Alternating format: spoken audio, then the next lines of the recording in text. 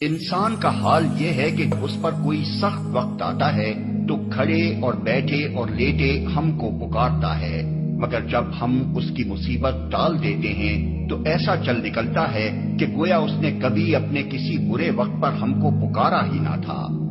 اس طرح حد سے گزر جانے والوں کے لیے ان کے کرتوت خوشنما بنا دیے گئے ہیں۔ اگر کبھی ہم انسان کو اپنی رحمت سے نوازنے کے بعد پھر اس سے محروم کر دیتے ہیں تو وہ مایوس ہوتا ہے اور ناشکری کرنے لگتا ہے، اور اگر اس مصیبت کے بعد جو اس پر آئی تھی ہم اسے نعمت کا مزہ چکھاتے ہیں تو کہتا ہے کہ میرے تو سارے دلدر پار ہو گئے، پھر وہ پھولا نہیں سماتا اور اکڑنے لگتا ہے۔ اس عیب سے پاک اگر کوئی ہیں تو بس وہ لوگ جو صبر کرنے والے ہیں اور نیکوکار ہیں، اور وہی ہیں جن کے لیے درگزر بھی ہے اور بڑا اجر بھی۔ پھر وہ پھولا نہیں سماتا اور اکڑنے لگتا ہے۔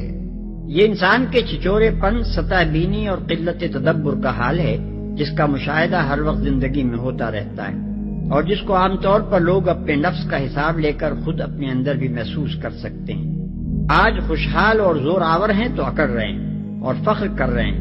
صابن کے اندھے کی طرح ہر طرف ہرا ہی ہرا نظر آ رہا ہے، اور خیال تک نہیں آتا کہ کبھی اس بہار پر خزاں بھی آ سکتی ہے۔ کل کسی مصیبت کے پھیر میں آ گئے تو بلبلا اٹھے، حسرت و یاس کی تصویر بن کر رہ گئے، اور بہت تل ملائے تو خدا کو گالیاں دے کر اور اس کی خدائی پر تان کر کے غم غلط کرنے لگے۔ پھر جب برا وقت گزر گیا اور بھلے دن آئے تو وہی اکڑ، وہی ڈینگیں اور نعمت کے نشے میں وہی سرمستیاں پھر شروع ہو گئیں۔ انسان کی ذلیل صفت کا یہاں کیوں ذکر ہو رہا ہے؟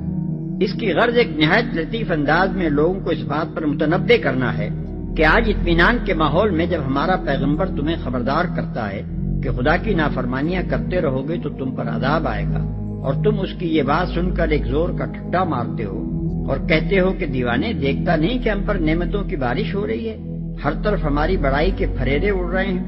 اس وقت تجھے دن دہاڑے یہ ڈراونا خواب کیسے نظر آ گیا کہ کوئی عذاب ہم پر ٹوٹ پڑنے والا ہے؟ تو دراصل پیغمبر کی نصیحت کے جواب میں تمہارا یہ ٹھٹا اسی ذلیل صفت کا ایک ذلیل تر مظاہرہ ہے۔ خدا تو تمہاری گمراہیوں اور بدکاریوں کے باوجود محض اپنے رحم و کرم سے تمہاری سزا میں تاخیر کر رہا ہے تاکہ تم کسی طرح سنبھل جاؤ، مگر تم اس مہلت کے زمانے میں یہ سوچ رہے ہو کہ ہماری خوشحالی کیسی پائیدار بنیادوں پر قائم ہے، اور ہمارا یہ چمن کیسا سدا بہار ہے کہ اس پر خزاں آنے کا کوئی خطرہ ہی نہیں۔